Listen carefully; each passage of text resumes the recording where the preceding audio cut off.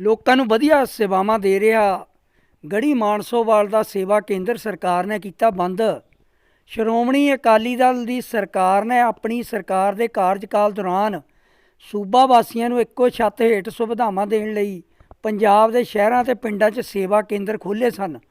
ਪਰ ਪੰਜਾਬ 'ਚ ਕਾਂਗਰਸ ਦੀ ਸਰਕਾਰ ਬਣਨ ਤੋਂ ਬਾਅਦ ਇਹਨਾਂ ਵਿੱਚੋਂ ਜ਼ਿਆਦਾਤਰ ਸੇਵਾ ਕੇਂਦਰਾਂ ਨੂੰ ਬੰਦ ਕਰ ਦਿੱਤਾ ਗਿਆ ਸੀ।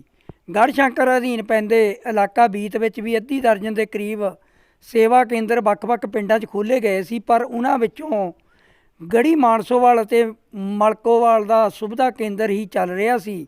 ਪਰ ਹੁਣ ਸਰਕਾਰ ਦੇ ਹੁਕਮਾਂ ਅਨੁਸਾਰ ਗੜੀ ਮਾਨਸੋਵਾਲ ਦਾ ਸੇਵਾ ਕੇਂਦਰ ਬੰਦ ਕਰ ਦਿੱਤਾ ਗਿਆ ਹੈ।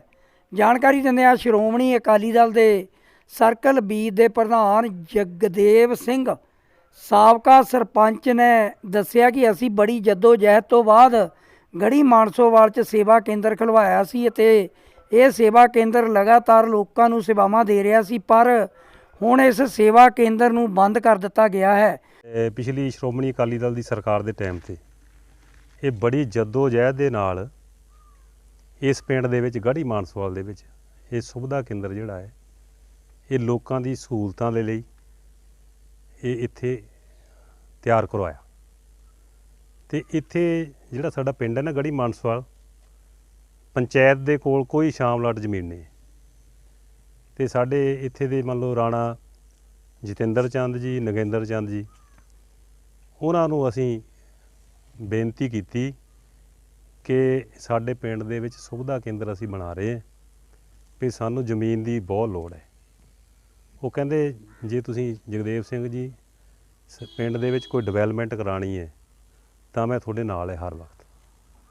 ਤੇ ਪਹਿਲਾਂ ਅਸੀਂ ਮਹਿਕਮੇ ਨੂੰ ਉਹਨਾਂ ਦੇ ਕੋਲੋਂ ਐਫੀਡੇਵਿਟ ਤਿਆਰ ਕਰਾ ਕੇ ਦਿੱਤਾ ਵੀ ਸਾਨੂੰ ਕੋਈ ਇਤਰਾਜ਼ ਨਹੀਂ ਜੇਕਰ ਇੱਥੇ ਸੁਵਿਧਾ ਕੇਂਦਰ ਬਣਾਇਆ ਜਾਵੇ, ਪਰ ਮਹਿਕਮਾ ਕਹਿੰਦਾ ਵੀ ਸਾਨੂੰ ਰਜਿਸਟਰੀ ਚਾਹੀਦੀ ਹੈ।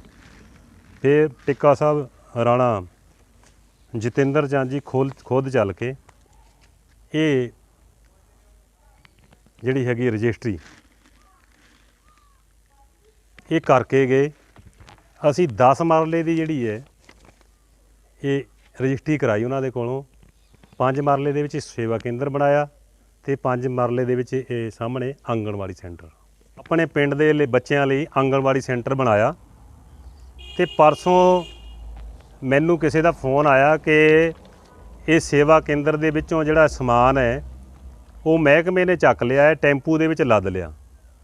ਤੇ ਫਿਰ ਉਹ ਮੇਰੇ ਸੱਜਣ ਨੇ ਜਿਹੜੀ ਮੌਜੂਦਾ ਪੰਚਾਇਤ ਹੈ ਉਹਨੂੰ ਦੱਸਿਆ ਕਿ ਪਿਛਲੀ ਪੰਚਾਇਤ ਨੇ ਬੜੀ ਜੱਦੋ-ਜਹਿਦ ਦੇ ਨਾਲ ਇਹ ਪਿੰਡ ਦੇ ਵਿੱਚ ਸੇਵਾ ਕੇਂਦਰ ਬਣਾਇਆ ਸੀ, ਪਰ ਤੁਹਾਡੇ ਸਮੇਂ ਤੇ ਤੁਹਾਡੀ ਸਰਕਾਰ ਦੇ ਟਾਈਮ ਤੇ ਇਹ ਸੇਵਾ ਕੇਂਦਰ ਜਾ ਰਿਹਾ ਹੈ।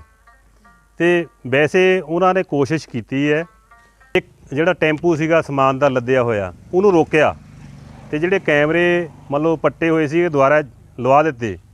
ਪਰ ਅੱਜ ਜਿਹੜਾ ਹੈ ਉਹ ਸਵੇਰੇ ਮੈਨੂੰ ਪਤਾ ਲੱਗਿਆ ਵੀ ਸਟਾਫ ਜਾਣੀ ਕਿ ਇੱਥੇ ਕੋਈ ਨਹੀਂ ਆਇਆ ਤੇ ਸਾਰਾ ਦਿਨ ਸਟਾਫ ਆਇਆ ਨਹੀਂ। ਫਿਰ ਮੈਂ ਤੁਹਾਨੂੰ ਬੇਨਤੀ ਕੀਤੀ ਕਿ ਇਹ ਜਿਹੜਾ ਹੈ ਸੇਵਾ ਕੇਂਦਰ ਬੰਦ ਹੋ ਗਿਆ, ਫਿਰ ਬੰਦ ਕਰ ਦਿੱਤਾ। ਤੇ ਸੇਵਾ ਕੇਂਦਰ ਬੰਦ ਕਰਕੇ ਇਹਨੂੰ ਪਨਾਮ ਸ਼ਿਫਟ ਕਰ ਦਿੱਤਾ। ਤੇ ਮੈਂ ਉਹਨੂੰ ਪੁੱਛਿਆ ਕਿ ਸਾਡੇ ਬੀਤ ਇਲਾਕੇ ਦੇ ਵਿੱਚ ਪਿਛਲੀ ਸਰਕਾਰ ਦੇ ਟਾਈਮ ਤੇ 5 ਸੇਵਾ ਕੇਂਦਰ ਬਣਾਏ ਸੀ, ਜਿਹਦੇ ਵਿੱਚ 2 ਚੱਲਦੇ ਸੀ ਤੇ ਦੋਨਾਂ ਦੇ ਵਿੱਚੋਂ ਵੀ ਤੁਸੀਂ ਇੱਕ ਜਿਹੜਾ ਹੈ ਸੇਵਾ ਕੇਂਦਰ ਚੱਕ ਲਿਆ, ਜਾਂ ਤਾਂ ਕੋਈ ਹੋਰ ਚਲਾਉਂਦੇ ਬੀਤ ਦੇ ਵਿੱਚ। ਤੇ ਸੇਵਾ ਕੇਂਦਰ ਜਿਹੜਾ ਹੈ ਇਹ ਜਿਹੜਾ ਗੜੀ ਮਾਨਸੋਵਾਲ ਦਾ ਸੇਵਾ ਕੇਂਦਰ ਹੈ ਇੱਥੇ ਬਸਤੀ ਖੁਰਾਲਗੜ੍ਹ ਸਾਹਿਬ, ਕਾਲੇਵਾਲ ਬੀਤ, ਸੀਮਾ, ਹੈਬੋਵਾਲ, ਝੋਣਵਾਲ ਇਹ ਪਿੰਡ ਦੇ ਲੋਕ ਆ ਕੇ ਪ੍ਰੋਪਰ ਕੰਮ ਕਰਾਉਂਦੇ ਹੈ। ਤੇ ਇੱਥੋਂ ਦੇ ਇਲਾਕੇ ਇਹ ਬੇਣੇਵਾਲ ਹੋਰ ਪਿੰਡਾਂ 'ਚੋਂ ਵੀ ਜਦੋਂ ਦੂਜੇ ਸੇਵਾ ਕੇਂਦਰ ਦੇ ਰਸ਼ ਪੈ ਜਾਂਦਾ ਨਾ ਫਿਰ ਇੱਥੇ ਆਉਂਦੇ ਸਾਰੇ। ਸੋ ਮੈਂ ਬੀਤ ਦੇ ਲੋਕਾਂ ਨੂੰ ਵੀ ਬੇਨਤੀ ਕਰਾਂਗਾ ਕਿ ਇਹ ਜਿਹੜੇ ਹੈਗੇ ਸਾਡੇ ਚੱਲਦੇ ਕੰਮ ਹੈ ਇਹ ਜਿਹੜੇ ਲੀਡਰ ਬੰਦ ਕਰਾ ਰਹੇ ਹੈ, ਇਹਨਾਂ ਨੂੰ ਜਿਹੜੇ ਵੀ ਇਹਨਾਂ ਦੇ ਮਗਰ ਲੱਗੇ ਹੈ ਉਹਨਾਂ ਨੂੰ ਬੇਨਤੀ ਕਰਕੇ ਇਹਨੂੰ ਦੁਬਾਰਾ ਚਾਲੂ ਕਰਾਇਆ ਜਾਵੇ। ਸੋ ਇਹੀ ਸਰਕਾਰ ਨੂੰ ਬੇਨਤੀ ਹੈ ਕਿ ਇਹਨੂੰ ਜਲਦੀ ਤੋਂ ਜਲਦੀ ਦੁਬਾਰਾ ਚਾਲੂ ਕਰਾਇਆ ਜਾਵੇ, ਨਹੀਂ ਤਾਂ ਫਿਰ ਅਸੀਂ ਬੀਤ ਦੇ ਲੋਕਾਂ ਨੂੰ ਲੈ ਕੇ ਜਿਹੜਾ ਗੜ੍ਹਸ਼ੰਕਰ ਦਾ SDM ਦਫ਼ਤਰ ਜਾਂ ਹੋ ਸਕੇ ਤਾਂ ਅਸੀਂ DC ਦਫ਼ਤਰ ਦੇ ਮੂਹਰੇ ਵੀ ਧਰਨਾ ਲਾਵਾਂਗੇ।